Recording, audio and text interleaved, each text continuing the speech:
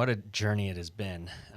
I've had the honor of having some conversations with you. You know, I like to pop in and bug you every once in a while. And I love those conversations. I do too. I do too. You know, for people that don't know my story, I lost my mom when I was 16, and she had cervical cancer, and she was 38, which that's a young age, especially CJ and all that kind of stuff. But that's a young age. And so I always look for motherly figures, and so I've always appreciated our relationship and dynamic, and and plus I like that you give me checks, so that's. I wish you'd give me more. But it's nice when people come in when they don't have a check that I need to give them. I know. But sometimes I'll pop my head in the office and I'll see like you're really into it. I'm like, okay, don't bug her.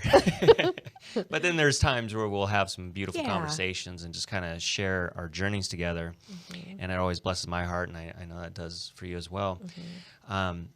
So in the past 2 years, because we're almost at the 2-year mark, we're recording this in April of 2022. And the woman I see sitting in front of me right now has a lot of strength and light that you're showing, but it wasn't like that 2 years ago, right after that happened. So what was that journey like for you, having lost a son unexpectedly? You know, it's not like a 90-year-old grandparent or something. I mean, this is completely out of left field. How does a mother, and they say that losing a child is the worst kind of pain you could possibly suffer. What was that experience like for you? It was horrendous, absolutely horrendous. The pain was like a pain I've never felt before. But the first thing I kept thinking of is Doug. And I had no choice but to go through my journey, my healing journey. My first thought was, put my head under a pillow and just stay there forever. But I couldn't do that to Doug and my grandkids and to my husband. I needed them to know that I love them just as much as I love CJ. I don't know why these words came out of my mouth the day CJ died, but my daughter-in-law is a therapist. And I looked up to Bonnie and I said, I'm not going to be able to do this myself. You need to find me someone, and you need to find me someone fast, because I'm not going to be able to pull this off by myself.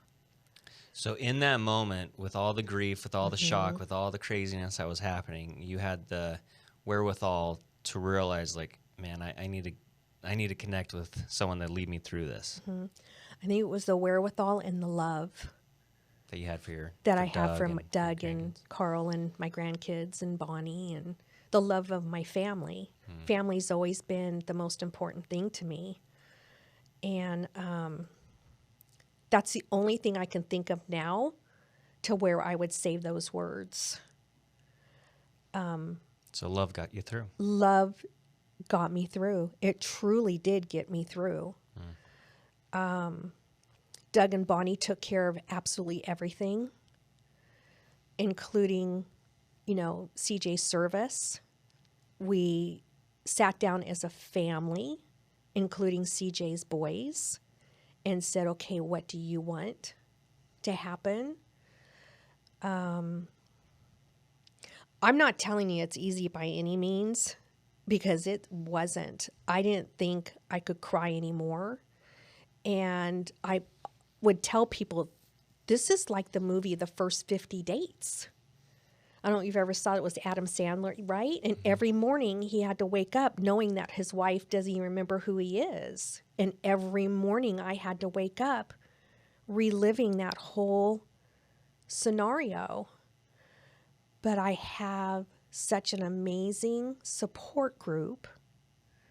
My sister Jeanette, who lived in Colorado, every morning she would text me saying, okay, it's another First 50 Dates morning, and gave me words of strength for me to crawl out of bed. Okay, I can do this.